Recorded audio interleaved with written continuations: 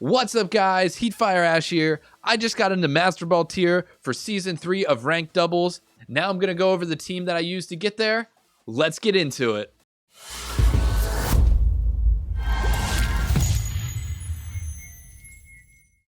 Okay, guys, here's the team I used to get the Master Ball in Season 3 of Ranked. Should be no surprise to any of you that's been watching my recent battle videos. It is the same Dusclops Butterfree team that I've been using. And to go along with that, of course, Vikavolt, Gigalith, Drampa, and Dracovish. There are a couple changes from the team based on some of the videos that you might have seen, so I'll be going over those next. But here is the rental code if you do want to try the team out for yourself. It is right there, and as always, I will have the rental code down in the description along with the paste for Pokemon Showdown if you want to use that. So definitely check those out down in the description if you want to try this team out for yourself. Now we're going to go ahead and jump in the showdown, and I'm going to give you an overview of each Pokemon and their sets. Okay, the first Pokemon we're going to go over is Dusclops, which is kind of the namesake of the team. This is a Trick Room team after all, and a hard Trick Room team. There's really no other modes for this team. You basically have to bring Dusclops and go for Trick Room every game. That's kind of just the game plan. There's really no other way to make it through this. It's really difficult to play against. You basically, if you're against another Trick Room team, you still have to go through Trick Room. So we are using Eviolite item, which is going to boost its defense and special defense, and then the Frisk ability, which will let us see my opponent's items, which is very strong. Getting to see what items opponent have, whether weakness policy, the super effective berries, or even stuff like Focus Sash is really, really nice and important. So make sure whenever you throw this Dusclops in at the beginning of the game, you pay careful attention to what it finds on the Frisk ability. Then for our moves, we have Nightshade, which is going to deal 50 damage no matter what.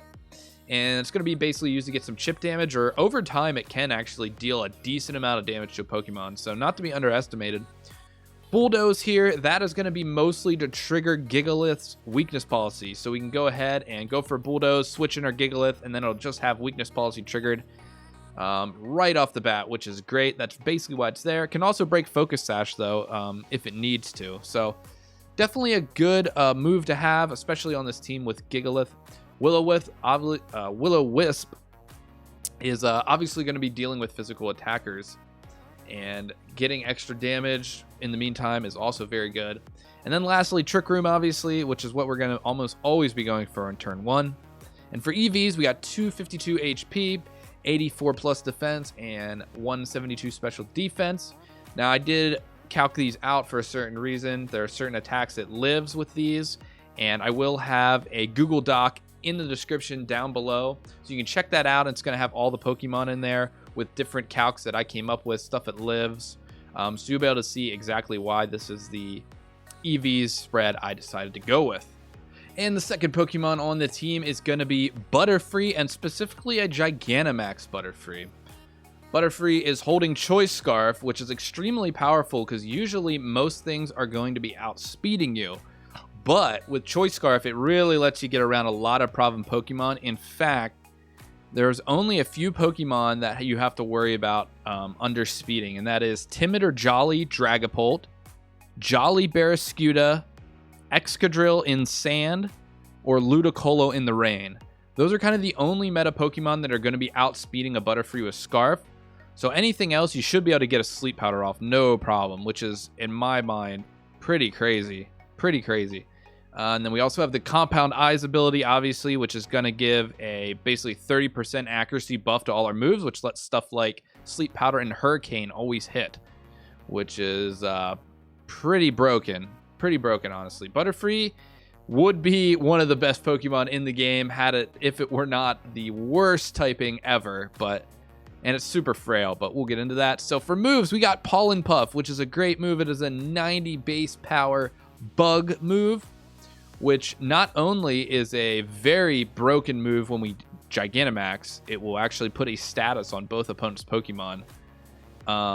Also, you can use it on your own Pokemon to heal 50%, so that's pretty cool. Sleep Powder, obviously, you're going to be using this most of the time turn 1 when you throw it out with Dusclops. You're going to use Sleep Powder on whatever their strongest attacker is, or if you think they're going to Dynamax something. Wasting 1 to 2 to 3 turns of Dynamax is awesome. And then Rage Powder, obviously, kind of acts like Follow Me. It's a little bit of a worse Follow Me. Doesn't work against grass types, but You can go ahead and use that if your Pokemon that's threatening Dusclops is going to be outspeeding Butterfree. You can use the Rage Powder, and that way you'll just take the hit from that. And then lastly, Hurricane, which is just a stab flying move. Good if you have to Gigantamax, and also just even out of Gigantamax, it's pretty damaging.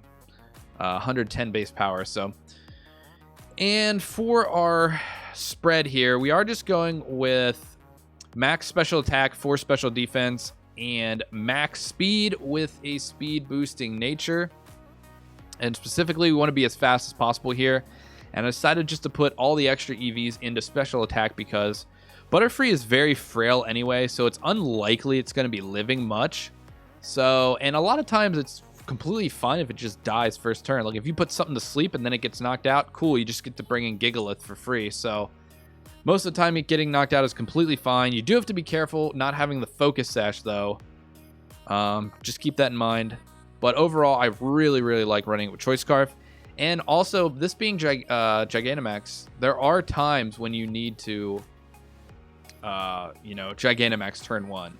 It's happened to me before. My opponent had a Pokemon with, Taunt and Fake Out. Basically, they had an Indeedee male that I had to get rid of, and I just went ahead.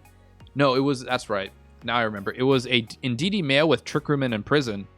So I went ahead and I went for Trick Room on Dusclops, and I Gigantamax Butterfree and used the bug move, the Gigantamax bug move, one-shot the Indeedee male, and then poisoned his other Pokemon. So really took my opponent off guard and was a great play to get around something weird like that. So I think Gigantamax is definitely worth it on Butterfree. Okay, next up we got a fan favorite here, Dracovish.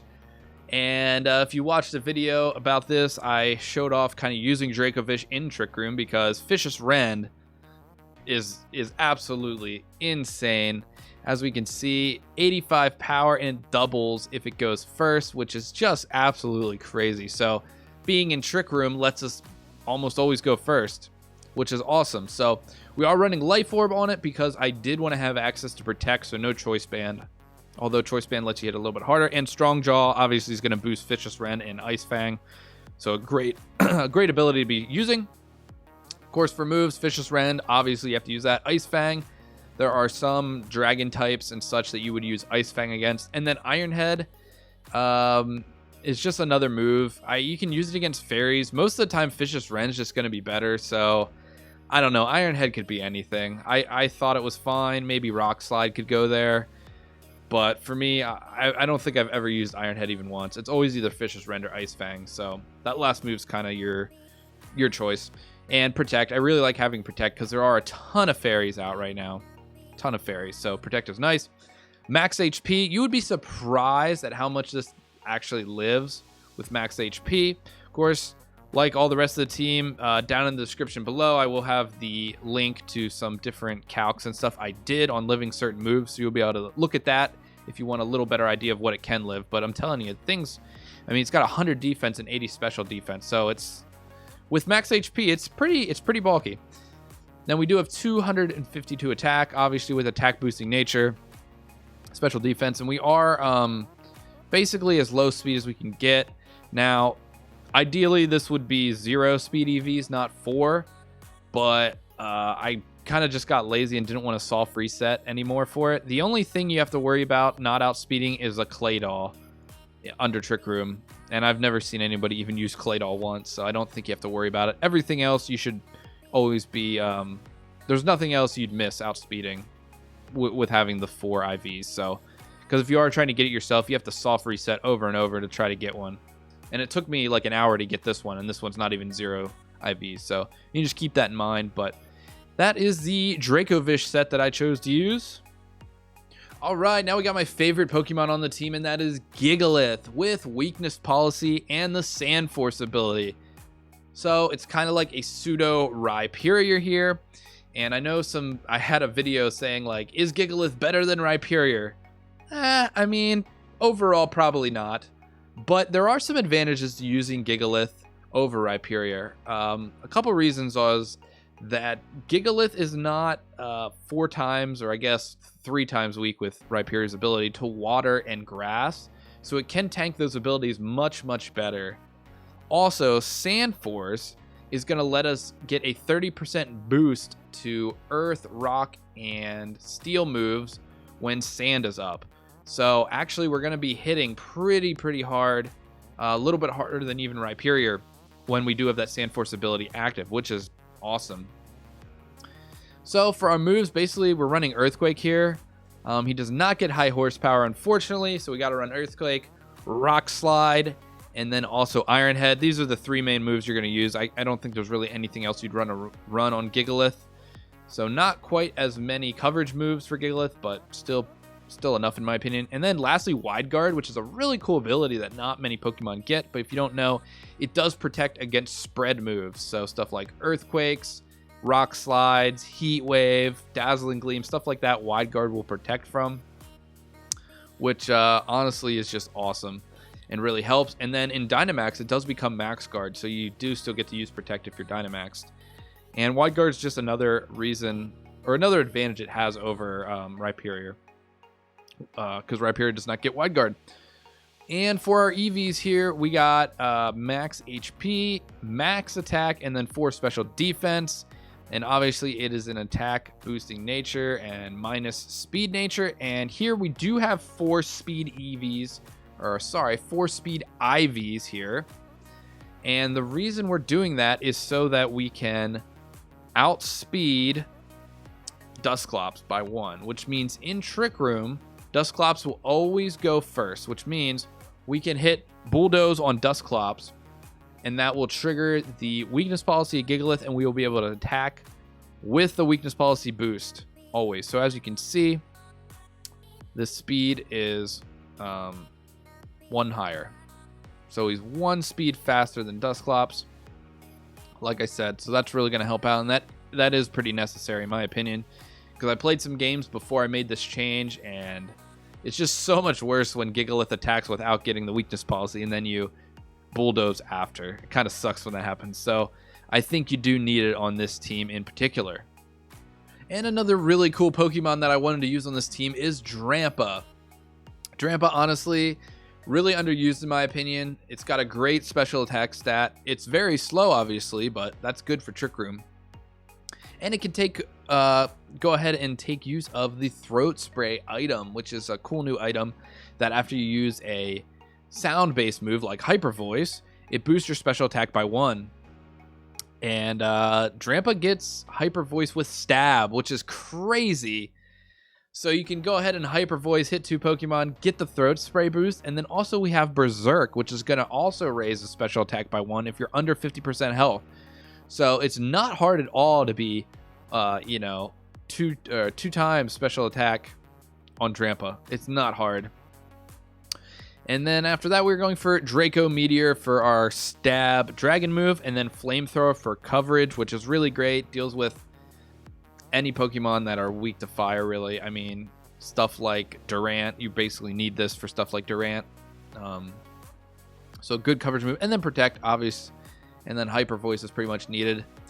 We are max HP, max special attack with a boosting special attack nature and minus speed nature, and 4 special defense, and obviously 0 speed IVs. And let me tell you, this thing can hit hard. It really can hit hard, especially, I mean, Hyper Voice, boosted Hyper Voice with Stab deals a lot. And yeah, honestly, it is a really fun Pokemon to use, and I'm glad I got to try it out on this team. So hopefully you guys have fun trying out Drampa for yourself as well. So the last Pokemon on the team is Vikavolt. Really cool Pokemon that I haven't really seen used at all. And if you guys didn't know, he's got 145 special attack. Okay, that's insane. That's so much. So we are running with Assault Vest to give it a little more tankiness. And then we are running Levitate ability, which is really good because it makes us, immune to ground moves, which are very, very common. For attacks, we are running Bug Buzz for Stab Bug, which is great. Also Dynamax, it's going to be lowering special attack on the opponents, which is awesome. Energy Ball, great coverage move. Great coverage move. Really good for taking out stuff like Rhyperior. I've used this so many times to take out Rhyperiors. And they don't really see it coming. Maybe it's just underused. People don't know it. Great coverage move. And then Thunderbolt, obviously, for a main stab move. And then also running Discharge for a spread move. The only thing you got to know about Discharge is it also hits your teammate. So it's kind of like Earthquake. Hits all the other Pokemon. So just be aware of that. But sometimes you have to get off a spread move to beat your opponent. And obviously with running Assault Vest, we can't run stuff like Protect. So Discharge being very good. One thing to note, though, is because of the Levitate ability, that means that Vikavolt won't be taking advantage of electric terrain. So if you do Dynamax Vikavolt and you get off a max electric, you're not going to be taking advantage of the electric terrain boost, which is kind of unfortunate because our attack's so high that even having that extra boost would really just boost us forward. But because of Levitate, you're not. So that kind of sucks, and it's definitely a downside of Vikavolt. But luckily, it is pretty strong even without that. But just something to be aware of. So obviously, we are maxing out on HP, maxing out on special attack with a special attack boosting nature and a minus speed nature, and then 4 special defense. And we are 0 speed IVs as well on this Pokemon. So that kind of does it for all the Pokemon on the team. Hopefully that explains it well. Like I said before, I'll have a Google Doc in the description that will go over some different calcs and stuff for attacks and what attacks you might live and stuff like that. So be sure to check that out. And just a couple more things about the team I'd like to go over. There are some huge weaknesses with the team. I mean, I like the team, it's fun, but there are definitely weaknesses you need to be worried about. So first thing, Ice. This team is extremely weak to Ice. Butterfree is 4 times weak to Ice. Dracovish is weak to Ice. Drampa is weak to Ice. And Vikavolt's weak to Ice. Now, luckily, there aren't many Ice-type Pokemon running around, but I did run into Mr. Rhyme and a Glalie already, so you got to be careful with Ice. Very weak to Ice. Also, we have 2 Pokemon that are 4 times weak to Rock. Butterfree and Vikavolt. This is kind of dangerous because there are a lot of rock types out there. Stuff like Tyranitar, there's Rhyperior, there's Excadrill that all have rock type moves. So you got to be very careful that you don't just willy-nilly throw these Pokemon out to get destroyed, especially Vikavolt, by rock type moves. And also we have 2 fairy weaknesses in Dracovish and Drampa. So you got to be worried, not worried, but you got to just know that if your opponent has Togekiss and stuff, you got to take caution. Luckily though, Dracovish and Drampa usually can live a Dazzling Gleam from a Togekiss, even if it's max special attack Togekiss. So that's good. Also, Vikavolt, being a bug type, will resist fairy moves. So you do have a little bit of resistance there, but it's just something to keep in mind that basically Ice and Fairy are pretty good against this. Ice, Fairy, and Rock are pretty good against the team. So you just got to keep that in mind. I mean, it's also Vikavolt and Butterfree are weak to Fire as 2, but you have Gigalith and Dracovish to kind of take care of fire types. So that's not as big of a deal in my opinion. But anyway, guys, that is going to wrap up this video for going over this Trick Room team that took me to Master Ball this season. Please let me know down in the comments what you guys think of this team. Do you like it? Do you like seeing the battles I've done with it? And let me know if you use it and how you do with the team. I'd really be interested in how you guys fare with this team. Thanks so much for watching, guys. Please do hit that like button if you enjoyed this video and subscribe to see more videos like this one. I'll catch you all in the next one.